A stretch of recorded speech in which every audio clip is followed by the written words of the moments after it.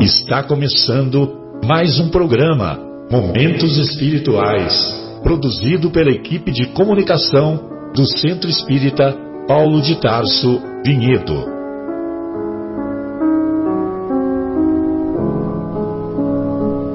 Se guardas contigo o estigma do sofrimento, indagando pela solução dos velhos problemas do ser e da dor, se percebes a nuvem que prenuncia a tormenta e o vórtice traiçoeiro das ondas em que navegas, vem conosco, estudemos a rota de nossa multimilenar romagem no tempo, para sentirmos o calor da flama de nosso próprio espírito, a palpitar, imorredouro na eternidade, e acendendo o lume da esperança, perseveremos juntos em exaltação de alegria que Deus, o Pai de infinita bondade, nos traçou a divina destinação para além das estrelas.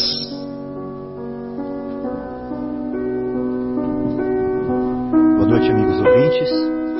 É com imenso prazer, com imensa alegria que nós estamos aqui novamente na Rádio Capela FM 105,9, a voz de Vinhedo. Nós vamos fazer agora o programa Momentos Espirituais e teremos a honra de discutir o capítulo do Evangelho segundo o Espiritismo que se chama Honra ao teu pai e à tua mãe. E mais especificamente, nós vamos falar do parentesco corporal e do parentesco espiritual. Qual é a diferença entre eles? Mas antes, a gente gostaria de nos apresentar. Aqui estamos Guilherme, Marcos, João, com muito prazer. Nosso amigo Marcelo, a Sônia, a Fátima não puderam vir. E nós faremos o possível e o impossível para suprir a lacuna que eles fazem aqui no nosso programa. Esse programa é uma realização do Departamento de Comunicação do Centro Espírita Paulo de Tarso, do qual todos nós aqui fazemos parte. Bom, então eu vou convidar os amigos a lerem comigo uns pedacinhos do Evangelho segundo o Espiritismo, que nada mais é do que o próprio Evangelho, que todos nós conhecemos, somente que retratado por Allan Kardec, numa sequência diferente e com comentários dele próprio e comentários dos Espíritos. Essa é a única diferença entre o nosso Evangelho e o Evangelho normal. Na verdade, o nosso a fonte verdadeira é o Evangelho que todos conhecem. Então esse pedacinho aqui fala assim,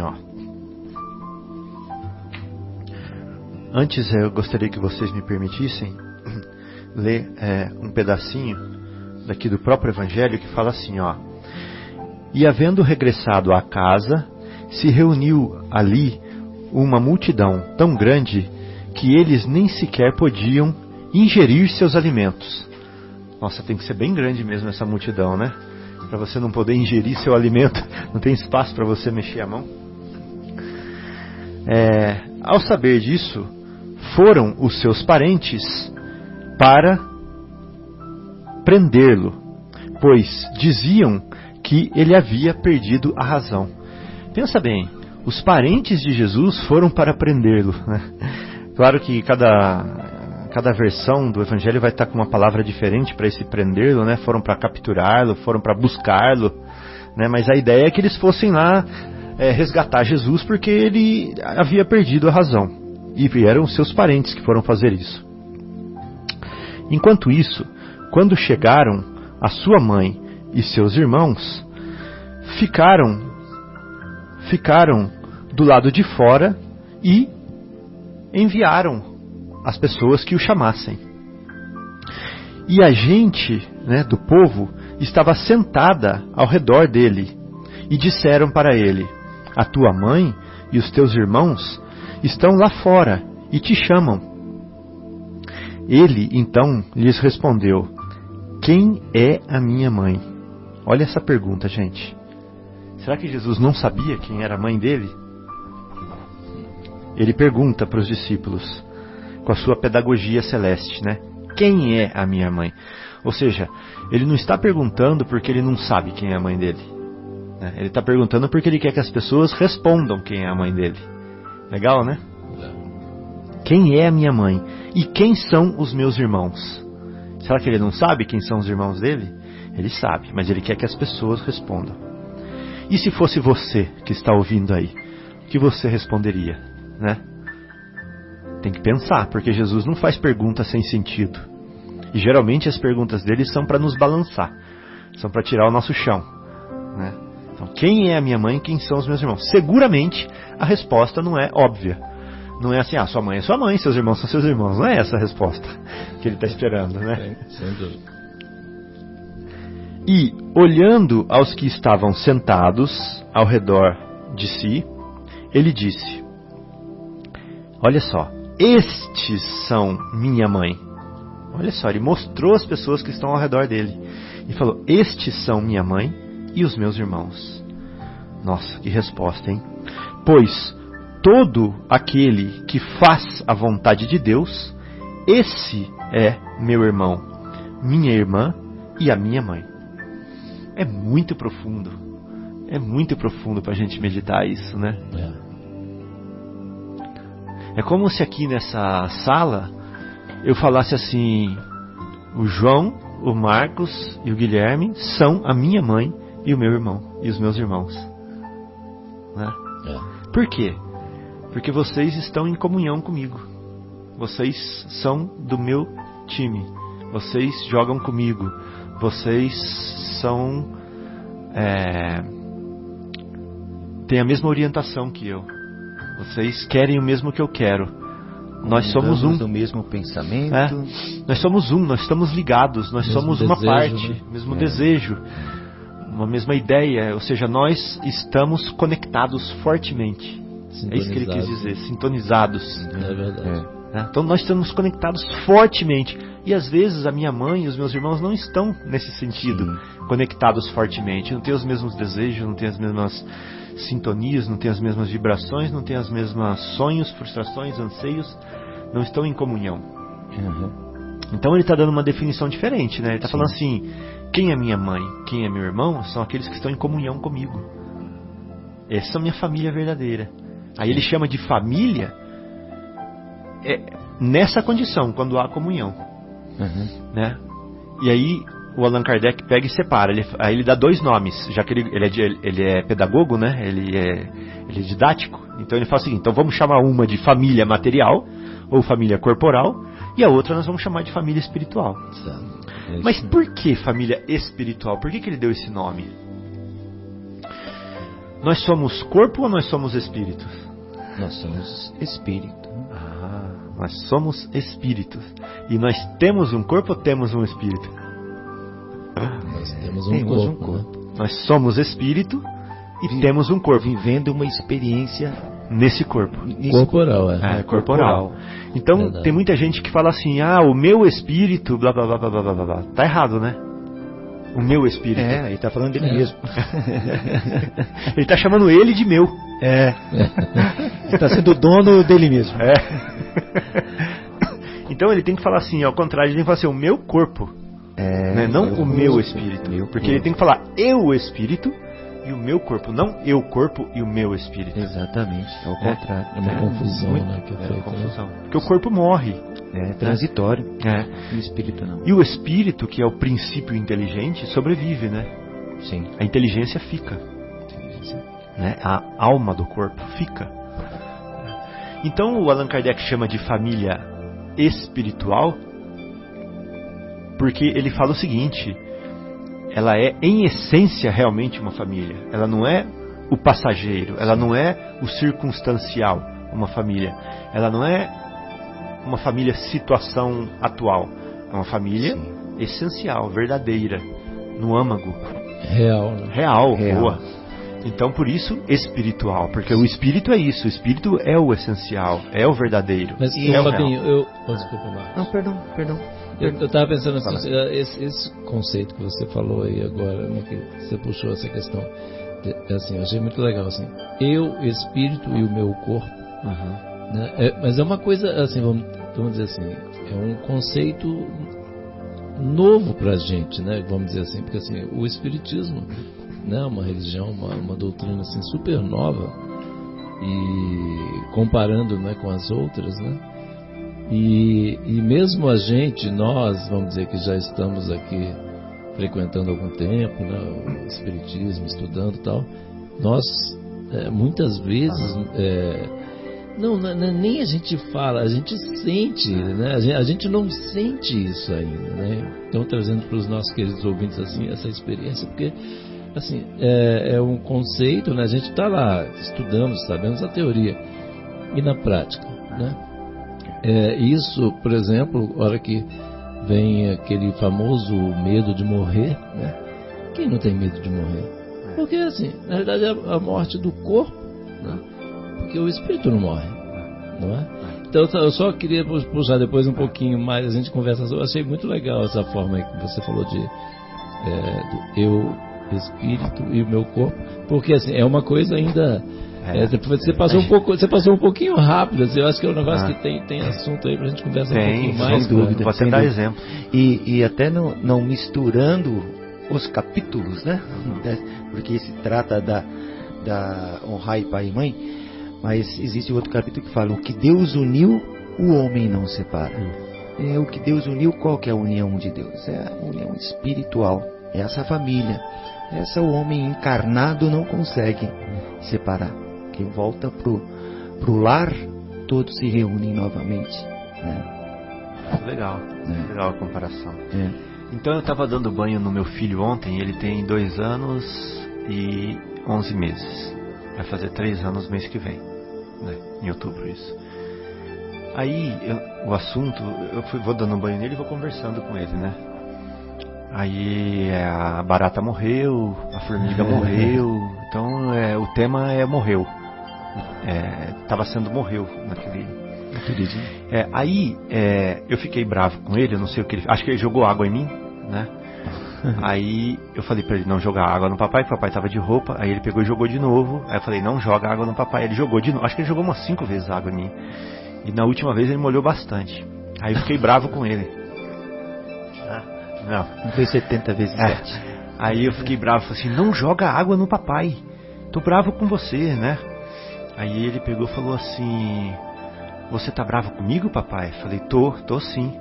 Mas se você ficar bravo comigo, Jesus vai ficar bravo com você. Ele falou pra mim. Eu falei assim, é verdade, filho, porque Jesus gosta de você, né? E se eu fizer alguma coisa ruim pra você, ele vai ficar bravo comigo. Só que eu não tô fazendo uma coisa ruim pra você. Tô fazendo uma coisa boa pra você, tô te ensinando. Mas Jesus fica bravo com você. Eu falei, realmente, Jesus fica bravo comigo. Toda vez que o papai faz coisa errada, ele fica bravo comigo. Aí ele falou assim, mas cadê Jesus? Ele falou. Aí eu falei assim, Jesus é espírito. Ele não tem corpo igual a gente. Talvez seja muito cedo para ter falado isso para ele, né? Mas eu falei. Mas foi bom. Ele falou assim, Jesus não tem corpo? Mas cadê Jesus? Eu falei, Jesus já viveu aqui com a gente, ele passou por aqui, só que agora o corpo dele foi embora, ficou só o espírito. Aí ele falou assim, ele morreu?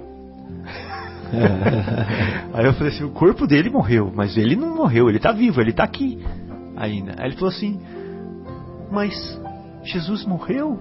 Eu falei assim, mas todo mundo vai morrer, filho, papai, você, todo mundo, só que a gente depois encontra com ele de novo, né? Aí ele falou assim, a mamãe vai morrer?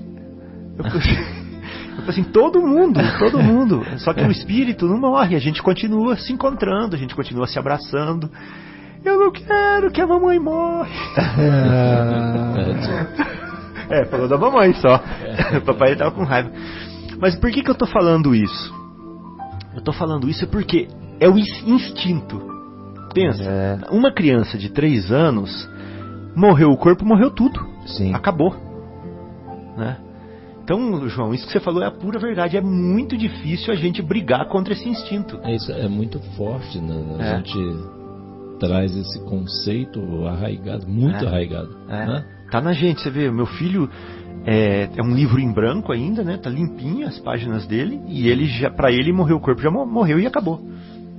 É interessante isso, E né? a gente introduzir esse conceito, né? Vamos dizer, automatizar essa linha de raciocínio é uma coisa, né?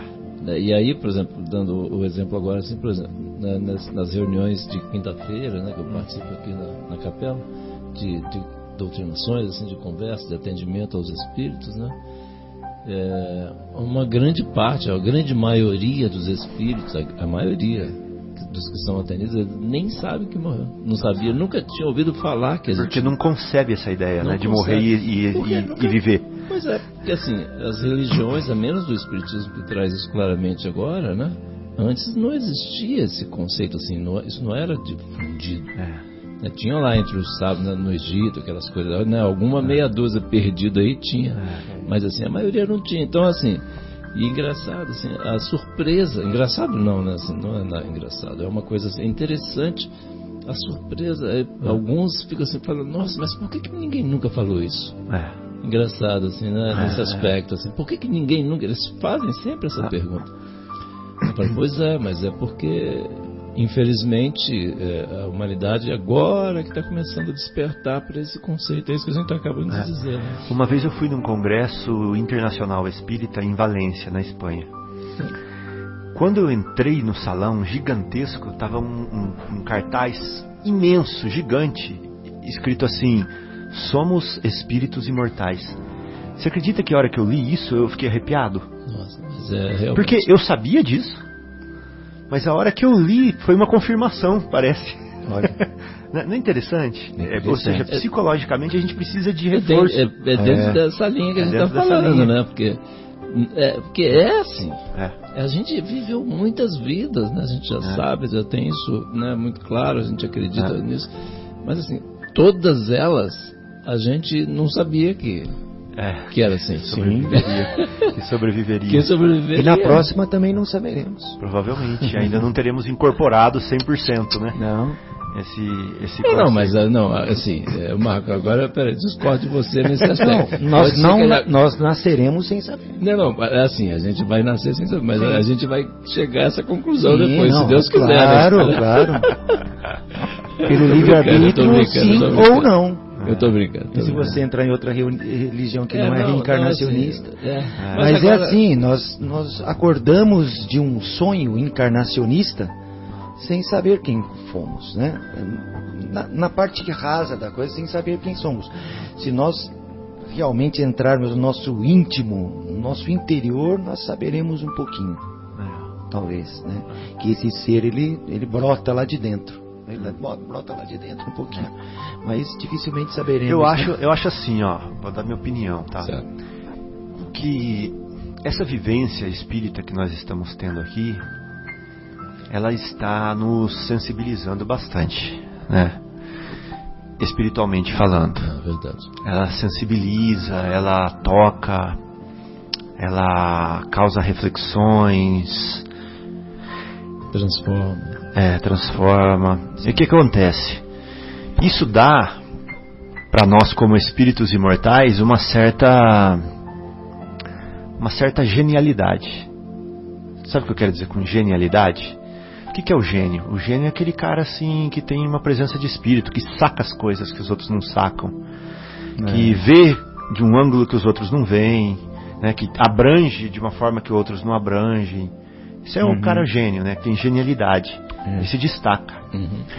Então eu acho que um ponto fora da curva. Eu acho que esses nossos estudos aqui, né, paulatinos, regulares, insistentes, vão despertar em nós certas capacidades, habilidades, genialidades, que provavelmente numa próxima vida vão servir de insights, infraestrutura, vão servir de luzes assim para ter uma certa genialidade, uma certa ponto de vista, que se a circunstância favorecer, né, nós vamos outra vez encontrar o caminho e começar um pouquinho adiantados em relação a nós começamos dessa vez.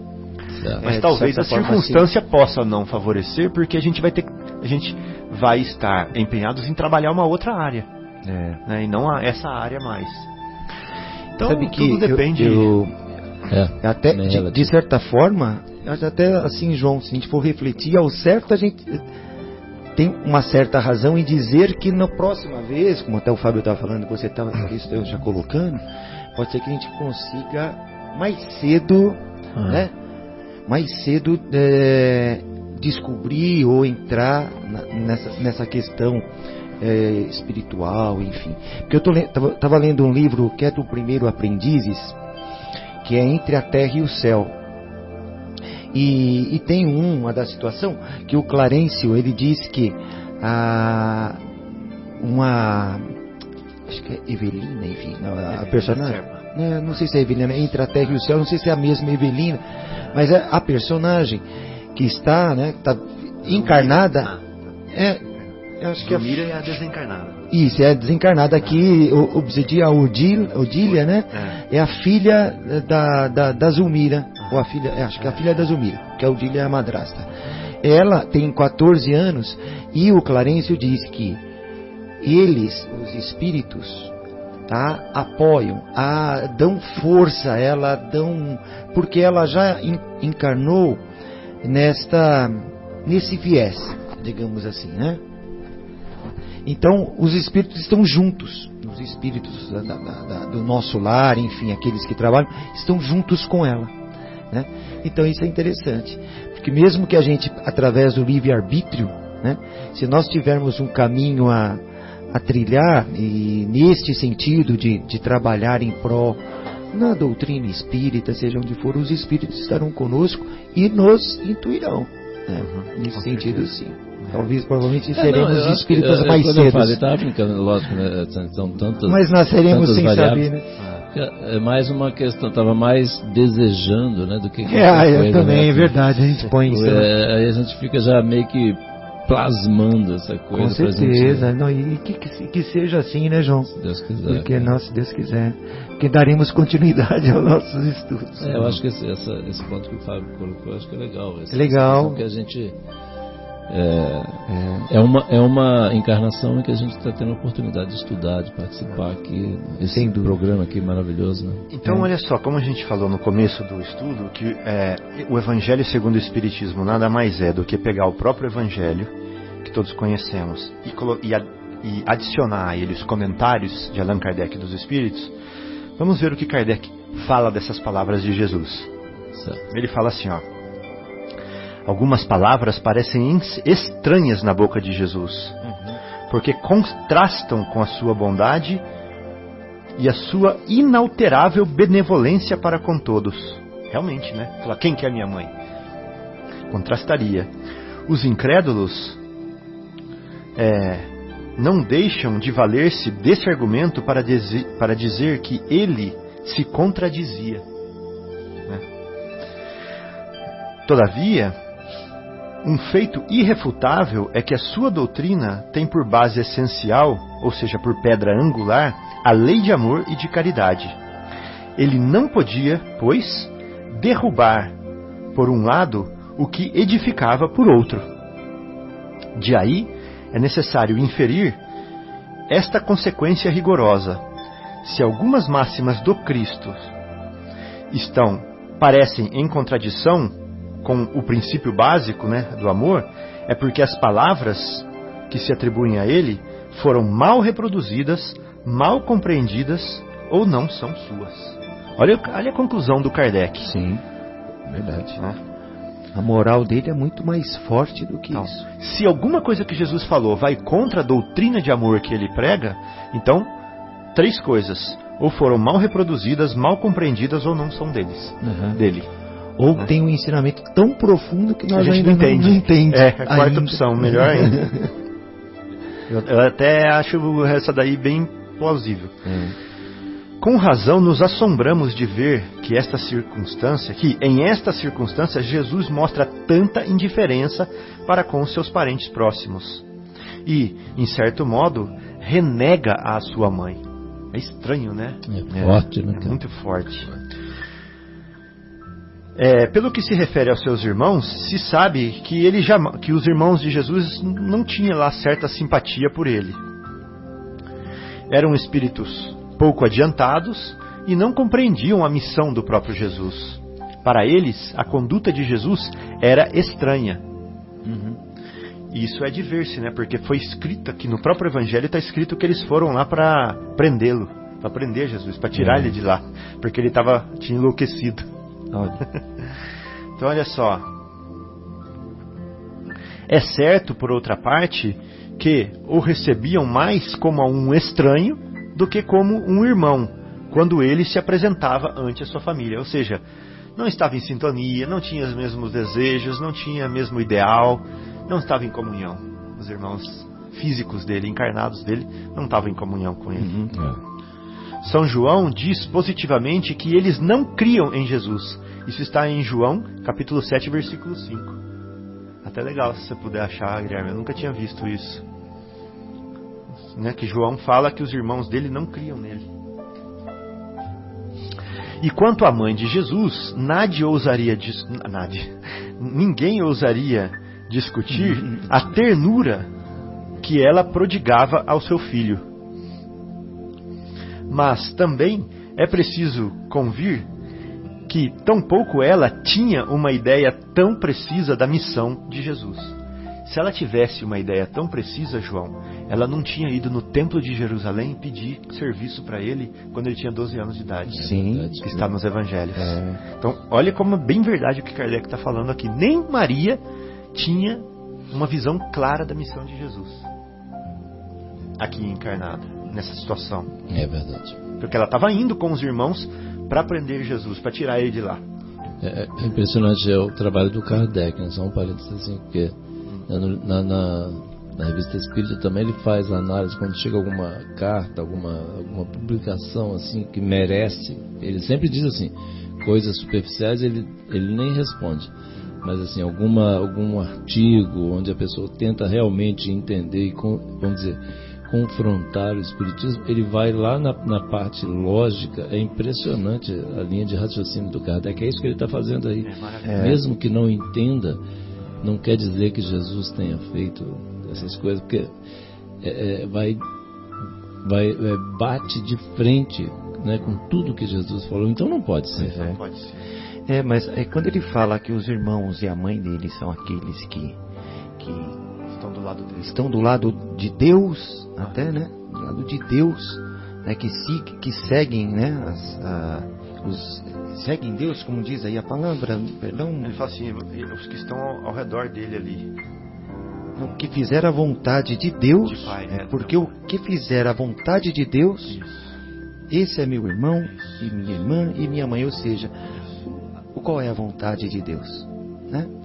Porque ele está ali fazendo a vontade de Deus. A vontade de Deus então, quem também. estiver fazendo também tem comunhão com ele. Sem dúvida. Não, então, isso é seguir o bem, seguir a caridade, amor, perdão. São irmãos dele, comungam da mesma ideia, né? Da mesma ideal dele. Mesmo ideal. Então, olha só, o sentimento que nela predominava era a da solicitude maternal. Com respeito a Jesus, supor que ele haja renegado a sua mãe seria ignorar o seu caráter. Não é possível que um pensamento semelhante animasse aquele que disse: honra a teu pai e a tua mãe. Sem dúvida. Cara, teu pai. E também é preciso buscar outro sentido às suas palavras. Agora, Marcos, aquele quarto argumento que você deu, né? Então pode ser que tem uma outra explicação que a gente não saiba. Outro sentido. Né? Quase sempre veladas pela forma alegórica. Jesus não descuidava em nenhuma ocasião. Jesus não deixava nenhuma oportunidade de aplicar um ensinamento. Espanhol. Ele não deixava em nenhuma oportunidade de aplicar um ensinamento. Aproveitou, pois, a que oferecia, né, aquela da chegada da sua família. Ele aproveitou aquela ocasião, né, para estabelecer a diferença que existe entre o parentesco corporal e o parentesco espiritual. Chegou no estudo de hoje. Ou seja, todas as situações ele aproveitava para ensinar. Sim. Então ele está falando agora: quem é a minha mãe? Quem são os meus irmãos? Minha mãe e meus irmãos são aqueles que estão comigo, dentro de mim. fazendo o que eu faço. Forte, né? Forte. E faz a vontade do meu Pai, porque eu estou fazendo a vontade do meu Pai. Exatamente.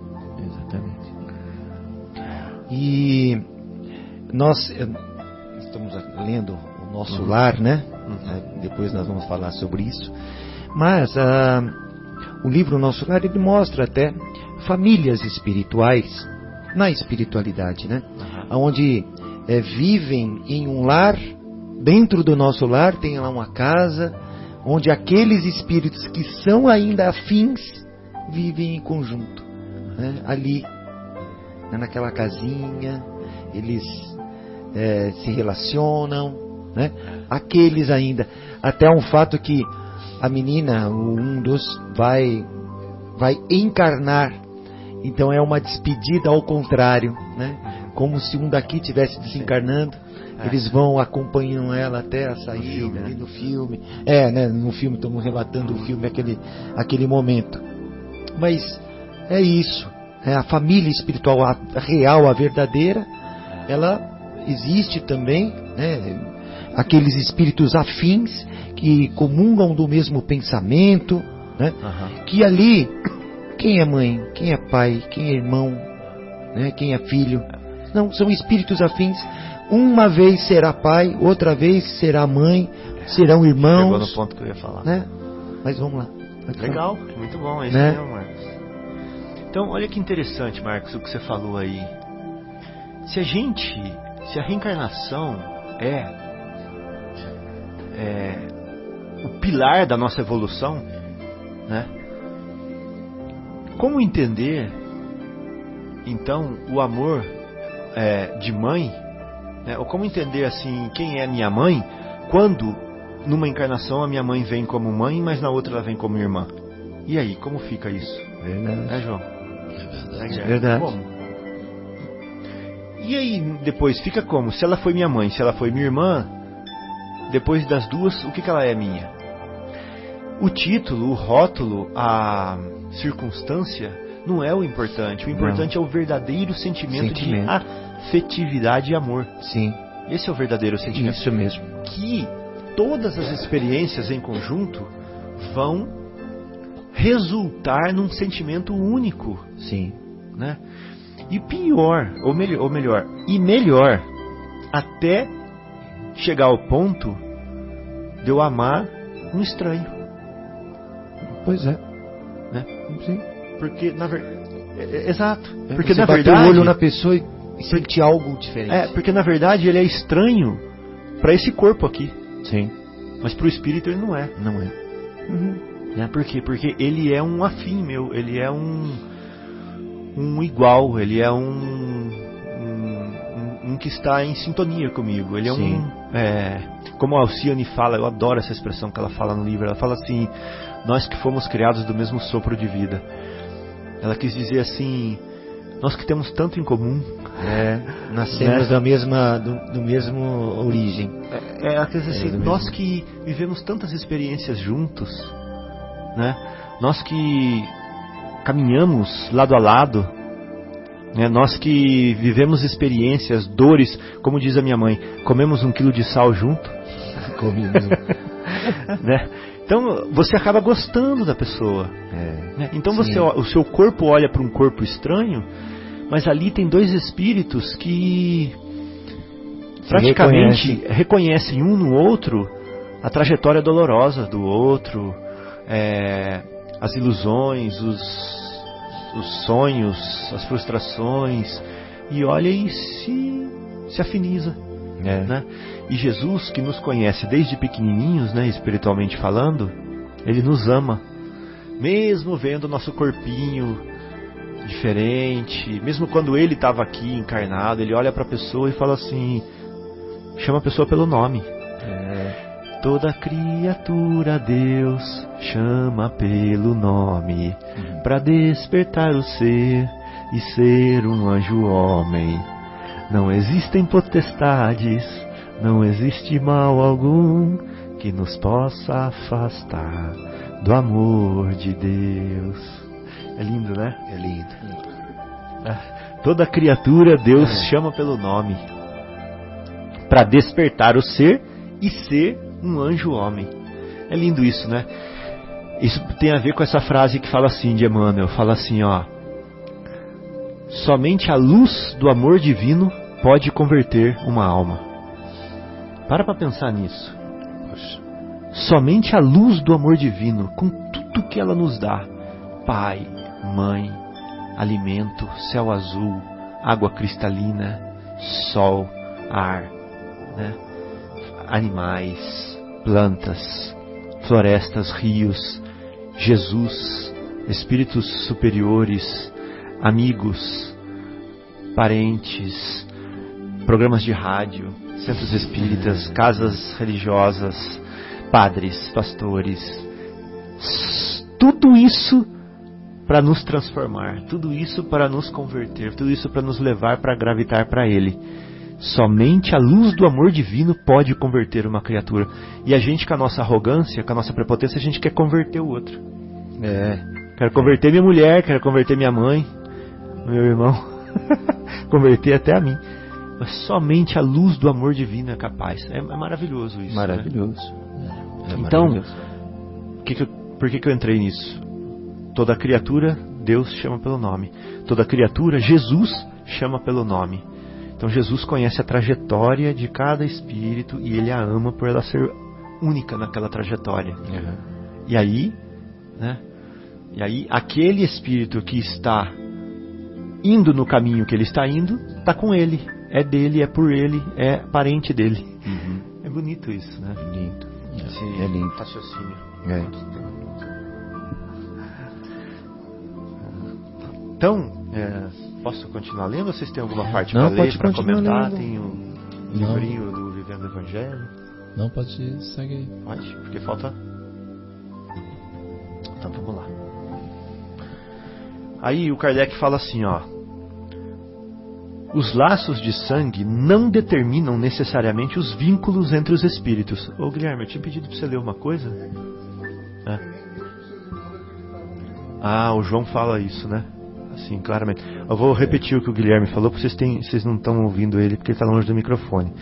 Está escrito então em João capítulo 7, versículo 5: nem mesmo seus irmãos acreditavam nele. Sabe que tem, até desculpa, antes de ter entrado, perdão, na leitura, hein? A ordem cronológica do Evangelho, ela não é tão determinada, né? Porque não se sabem, os escritos, não existe uma datação, né? Então, os estudiosos antigos, né, dos evangelhos primitivos, eles tentaram colocar uma ordem. E nem sempre, aí você começa a ler, a ler e talvez pensar assim, será que essa ordem está correta? Porque no dito primeiro milagre, né, milagre também dito, de Jesus, que é a transformação da água em vinho, na bodas de Caná, Maria estava e fala assim, né, faz tudo o que ele pedir. Ou seja, parece que ela dá um aval, fala assim, olha, ele é especial, né? Façam tudo o que ele pedir. Né? E nós entendemos que, nesse sentido, esta passagem, que eles vão tê-lo, né? Os irmãos e a mãe, provavelmente tenha ocorrido antes das bodas de Caná, sendo as bodas de Caná o primeiro fenômeno, né, de Jesus. Porque Jesus tem outras passagens contrárias a isto, né, assim, ou que a mãe exalta ele, ou que ele até, né, exalta a mãe, né? Aí tem aquela parte da crucificação, né, que ele digamos assim, ele pede para que João cuide da mãe e a mãe cuide de João, que eles fiquem juntos, que ele cuide dela, que ele não a abandone, porque ela iria precisar desse auxílio. Então, né, é totalmente contrário a quem é minha mãe, quem é. Então tem muita sabedoria nisso, tem algo implícito nesse dito dele, né, como diz Kardec, ou então não é dele. Não, Kardec fala assim, Marcos, olha, que a sua mãe não parecia ter feito uma ideia muito justa da sua missão. Sim. Eu acho que ela tinha ideia da missão dele, né, e dos poderes dele. Como na boda de Canaã, ela deu uma prova disso, né, igual você falou. Ela falou assim, faz o que ele está mandando, né? Então, ou seja, ela sabia. Só que eu acho que faltava alguma Essência. uma essência, por exemplo, ela não entendia por que ele estava sendo crucificado e não aceitava, Não aceitava. né? Apesar dela saber que ele estava em comunhão com o Pai, mas ela não tinha noção do verdadeiro sentido da crucificação, né? Da abrangência Da abrangência disso para a eternidade. Para a eternidade. Porque ali, para aquela circunstância, ela não conseguia entender. Era ininteligível, mesmo para todos coração os de mãe, discípulos, todos os ali, discípulos, ninguém todos. entendeu. Ninguém Naquele entendeu. momento ninguém Sem entendeu. dúvida. Só que a abrangência de Jesus era para a eternidade, né? Sim. Então, eu acho que é isso que o Kardec quis dizer. Ele quis dizer assim, noção justa, só Jesus mesmo tinha. Só ele tinha. Ninguém mais na Terra tinha. Verdade. Né? Sim. Ninguém mais. Porque ele disse que seria preso, Mas eles não entendiam. eles não entendiam. E no momento, tem algumas passagens que Ficava entre o entender e o aceitar. E veja, João, o Marcos, e tem uma hora que Jesus pergunta assim, o que as pessoas dizem que eu sou? Eles falam assim, uns falam que você é João Batista, outros falam que você é Elias, outros falam que você é Jeremias, e falam assim, e vocês, quem vocês pensam que eu sou? Aí João fala assim, tu és o Cristo. Aí ele fala assim, bem-aventurado eres tu, né? Porque não foi a vida que te revelou, foi o meu Pai que está no céu. Então, ou seja, foi inspirado. apesar de Pedro ter a noção de que ele era o Cristo, ou seja, o Messias, ele não tinha justa noção da missão, da verdadeira missão de Jesus. Também. Sem dúvida. Porque tem algumas passagens que Jesus quase foi, né, martirizado. Né? Uma vez, eu acho que, se não me engano, na Galileia, que eles iam jogar ele no morro abaixo lá, que ele saiu, ele saiu. Ou seja, ele fugiu, né? Não era o momento. Não era a hora. Não era a hora, né? E é outro momento quando ele estava também no templo falando e o povo já queria apedrejá-lo, queriam segurar ele para prender, e ele saiu entre o povo também. Mas no momento que até na ceia, na última reunião, que ele falou, eu vou ser preso, que ele se despediu e passou todas as recomendações, tudo, é agora. É o momento do testemunho. Ele poderia sair entre os outros ali também, ou falar assim, o seguinte, vão me prender, vamos se mandar daqui, vamos lá para, sei lá, vamos voltar para Galileia, porque lá ninguém vai.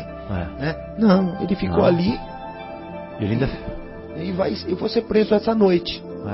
Não, e ele ainda fez cumprir a profecia, entrou de burrinho na cidade, exato, tudo que o povo aclamando, tudo, o rei entrando de burrinho, ou seja, para as pessoas associarem que ele era rei mesmo. Depois ele foi acusado, foi disso, né, que ele era rei, ou seja, ele provocou a situação. Porque era a hora, né? Então achei um livro melhor para ler aqui agora, viu, João? Em português? Eles falam assim, ó. Os laços de sangue não estabelecem necessariamente os laços entre os espíritos. O corpo procede do corpo, mas o espírito não procede do espírito. Vocês lembram de uma passagem que fala isso? Com Nicodemos? Porque o espírito existia antes da formação do corpo. O espírito é que nem o vento, né? Você não sabe de onde ele vem, nem para onde ele vai, mas você sabe que ele existe porque ele toca a sua face. E Jesus diz isso, né? Antes de Abraão, eu sou. Eu já era. Eu sou. Então, o espírito existia antes da formação do corpo. Não foi o pai quem criou o espírito do filho. Ele não fez senão fornecer-lhe um envoltório corporal, mas deve ajudar o seu desenvolvimento intelectual e moral, o pai, né? Para fazê-lo progredir. Sim. Os espíritos que se encarnam numa mesma família, sobretudo entre os parentes próximos, são, o mais frequentemente, espíritos simpáticos. O mais frequentemente, não está falando sempre. Unidos por relacionamentos anteriores, que se traduzem por sua afeição durante a vida. Mas pode ocorrer também que esses espíritos sejam completamente estranhos uns aos outros, divididos por antipatias. igualmente anteriores, que se traduzem da mesma forma por seu antagonismo na terra, por suas diferenças na terra, para lhes servir de prova. Então eu venho por aquele, junto com aquele com o qual eu sou antagônico, eu tenho dificuldades, justamente como prova para resolver esse problema. Os verdadeiros laços de família não são, pois, isso é muito importante, os da consanguinidade, mas os da simpatia. Olha a palavra que eu tinha falado aqui, eu nem lembrava que estava escrito aqui, os da simpatia e da comunhão. Que legal, né? Comunhão. Comungam do mesmo. Comunhão de pensamentos que unem os espíritos antes, durante e após a sua encarnação. De onde se segue que dois seres nascidos de pais diferentes podem ser mais irmãos pelo espírito do que se o fossem pelo sangue. Isso mesmo. Podem se atrair, se procurar, dar-se bem juntos, enquanto que dois irmãos consanguíneos podem se repelir como se vê todos os dias. Este, meu amigo, é um problema moral que só o Espiritismo podia resolver pela pluralidade das existências.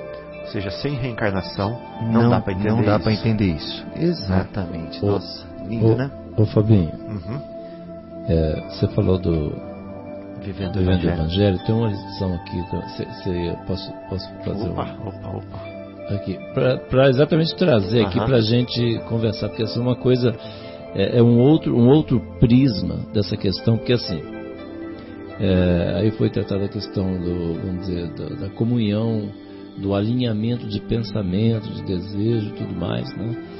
E tem o outro lado que assim, muitas vezes, né, tem aquela questão do orgulho de família. Eu sou da família tal, tem o brasão lá, não sei o que tal, a família, né?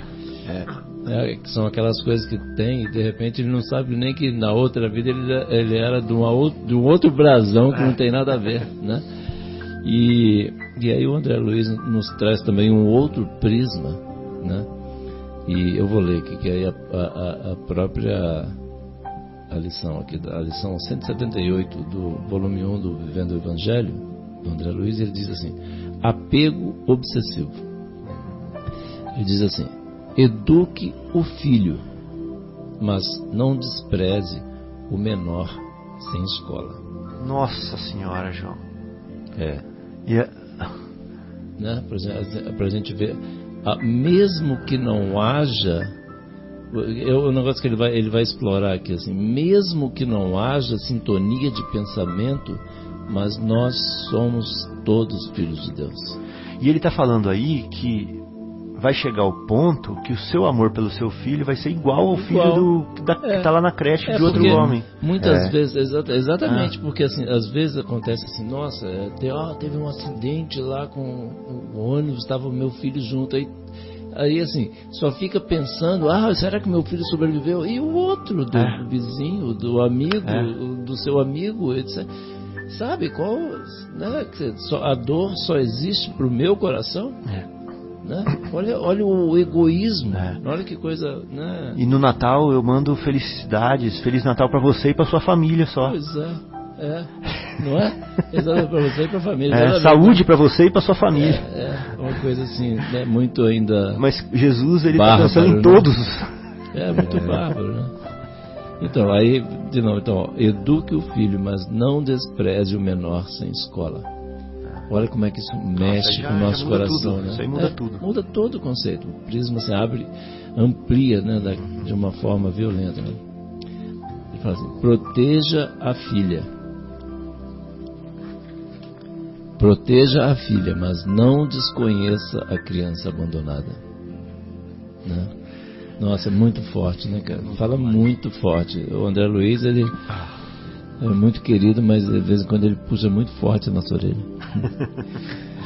Cuide do pai enfermo, mas lembre-se dos outros doentes. Ampare a própria mãe, mas não rejeite o apelo. Olha essa, cara. Ampare a própria mãe, mas não rejeite o apelo da gestante carente. Né? Ampare o irmão, mas não negue apoio ao pedinte sem teto, que também é seu irmão, nosso irmão. Festeje os avós, mas reserve algum tempo aos velhinhos solitários. O Marcão que faz esse trabalho, né, Marcão? Que vai lá cantar lá com os velhinhos, assim, né? Muito, né? Às vezes só quer um abraço, só quer alguém que sente do lado para ouvir as histórias deles, né? Socorra o parente sem recursos, mas contribua para a assistência aos necessitados. Porque os parentes não são só aqueles nossos parentes, Feliz Natal para você e sua família. E o resto, e o vizinho. É como o Marcelo diz, os 20 vizinhos de cima e os 20 de baixo. Mas Marcelo já está melhor que a gente, né? Já tá o Marcelo, 20 vizinhos já. O Marcelo é outro padrão. Ajude os de casa, mas não tape os ouvidos à dificuldade do vizinho. Quer dizer, acabei de falar, eu não lembrava aqui mais assim. Acabei de falar do vizinho. Nem tinha visto. Aí o André Luiz conclui assim: há muita gente que usa a responsabilidade com a família. Olha só, olha que conceito importante para a gente refletir. Eu só puxei aqui para a gente dar uma refletida e dentro de tudo isso que você falou, né, Fabinho, aí que Kardec nos explicou, para a gente refletir. Há muita gente que usa a responsabilidade com a família para esconder o próprio egoísmo, virando as costas às necessidades do próximo mais distante. Ou seja, ele se sente bem, ou melhor, ele põe uma desculpa de que ele está fazendo o papel dele de cuidar da família. Exatamente. Mas ele está virando as costas para os outros próximos. Os outros próximos, que estão um pouco mais distantes, porém, muitas vezes, muito mais necessitados. Né? Contudo, a lição de Jesus, né? A lição de Jesus é permanente convite à prática do bem, adiante da fronteira doméstica. Olha que imagem. Adiante da fronteira doméstica. Olha que imagem do André Luiz. A lição de Jesus é permanente convite à prática do bem adiante da fronteira doméstica. Quer dizer, não é pra gente parar ali, não. Né? Jesus não falou pra gente parar. Terminou as 4 paredes da nossa casa, não, o vizinho, ou de cima, de baixo, ou da escola, ou, enfim, aquela história do ônibus da escola que teve um acidente. A gente só pergunta né? Pelo amor de Deus, e as outras 30 crianças que estavam lá, pelo amor de Deus, né? Aí ele conclui assim, fechar com chave de ouro, né? Ame sua família, mas não faça deste amor um apego obsessivo. Nossa, maravilhoso, João. Vou até ver de novo aqui, é o 178? 178. Tá bom, vou guardar isso. A gente tem que ler algumas vezes aí pra gente ir refletindo. Muito joia. Enfim, eu só achei que era um outro prisma interessante de tudo isso que você comentou, que a gente conversou aqui. Fechou com chave de ouro. Então vamos fazer o nosso intervalo agora e depois nós vamos voltar com o estudo do capítulo 11, Notícias do Plano do livro Nosso Lar. E agora nós vamos ter o prazer de escutar uma música de Tim e Vanessa, que todos nós gostamos muito, que se chama Família Universal. Que o Guilherme achou um tema perfeito para o nosso... O Guilherme está forçando a barra para ir para o céu, né, cara? O Guilherme tá, cara. Ele está puxando o saco lá em cima.